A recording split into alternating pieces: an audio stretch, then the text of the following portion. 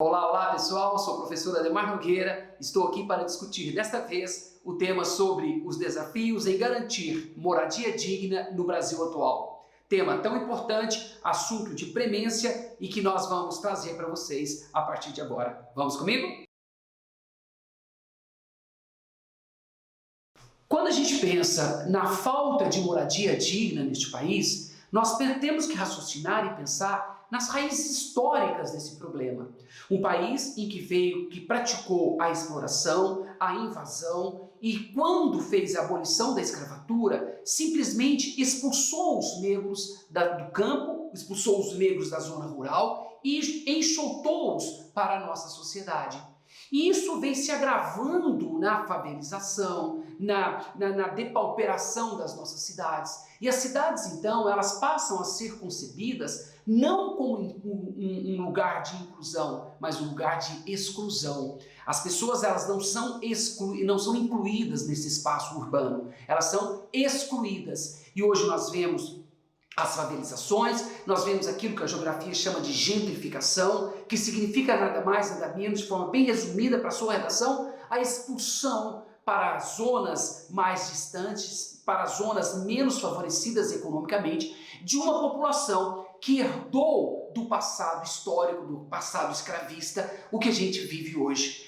Portanto, o que se verifica nas cidades na atualidade é uma situação em que nós temos no Brasil, segundo dados de 2015, em torno de 8 milhões de moradias em déficit.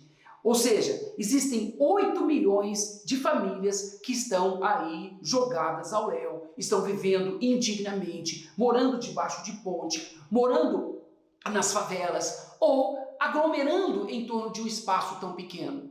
E quando a gente volta a olhar para o perfil, dessa dimensão geográfica do Brasil, as regiões mais pobres, lógico, elas são as mais que concentram mais esse déficit habitacional. Norte, Nordeste, Quando a gente vem para o Sul, para o Sudeste, aí a questão parece que menos visível. Mas o Brasil tem hoje em torno de 8 milhões de famílias que precisam de uma moradia digna.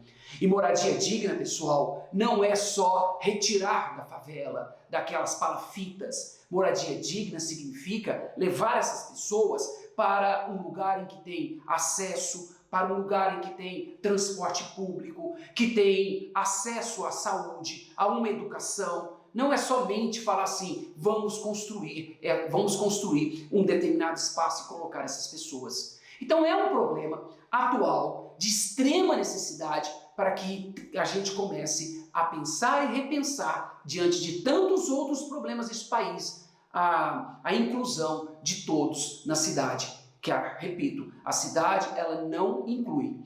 Mas, professor, é possível? É possível. O próprio David Harvey, o nosso geógrafo inglês, ele diz, se o nosso espaço urbano ele foi imaginado e feito, ele pode ser reimaginado e refeito. E agora, como que eu faço, professor, para poder pensar nisso? Aí vem a metodologia professora Ademar Nogueira. E como que é essa metodologia? Vamos pensar sempre a partir do problema, nós vamos pensar sempre nas dimensões desse problema. E o que são dimensões, galera? São as raízes mais profundas desse problema. Vamos pensar na estruturação desse texto? Vamos lá. Desafios em garantir a moradia digna no Brasil atual. Primeiro eu penso, problematização. O tema já tem problema. E qual o problema? É desafiante garantir moradia digna para todos. É desafiante cumprir o artigo 6º da Constituição, que o artigo 6º da Constituição garante o direito de moradia, apenas garante no papel, tá? Então vamos lá? Esse é o problema. Então, pensando no problema, eu penso agora nas dimensões, nas raízes desse problema. E essas dimensões, elas são sempre 4, existem mais, mas para a nossa metodologia, para facilitar para vocês, nós pensamos em 4 dimensões, que é a dimensão social, a dimensão histórico-cultural, a dimensão econômica e a dimensão política.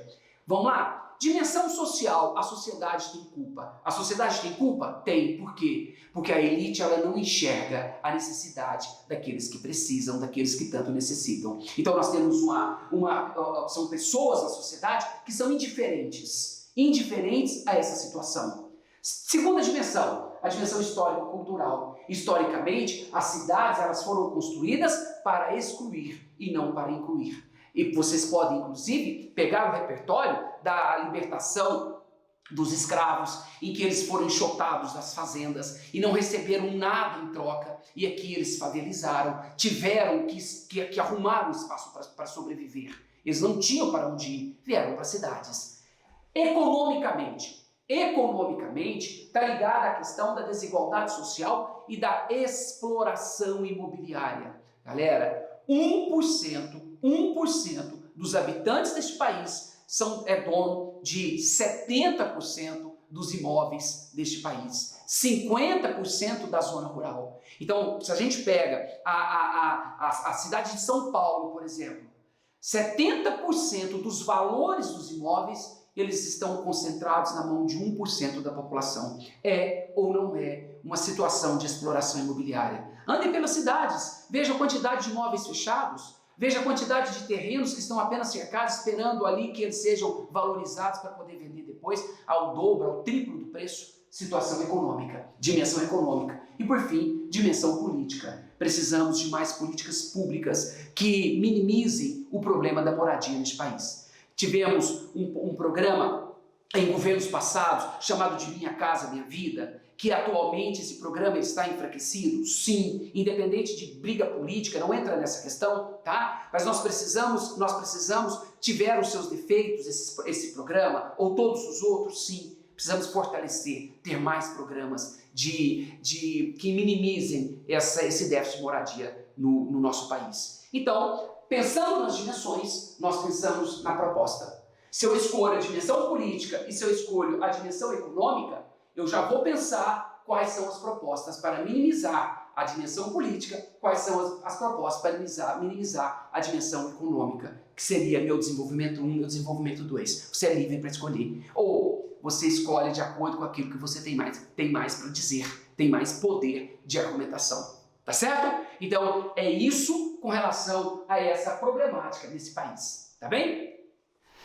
Então, galera, gostaram dessa discussão? Eu tenho muito mais reservado para vocês. No meu curso Trajeto Redação Enem, existem 57 aulas gravadas, 11 e-books teóricos com exercícios e temas inéditos para vocês escreverem, postarem e principalmente terem a sua redação corrigida pela nossa equipe especializada. O link está aqui na descrição, é só acessar e saber mais. E se ainda não me seguem no YouTube, passem a fazer, nas minhas redes sociais e no canal exclusivo do Telegram para vocês. Qualquer coisa que precisarem, estarei sempre por aqui. Até mais!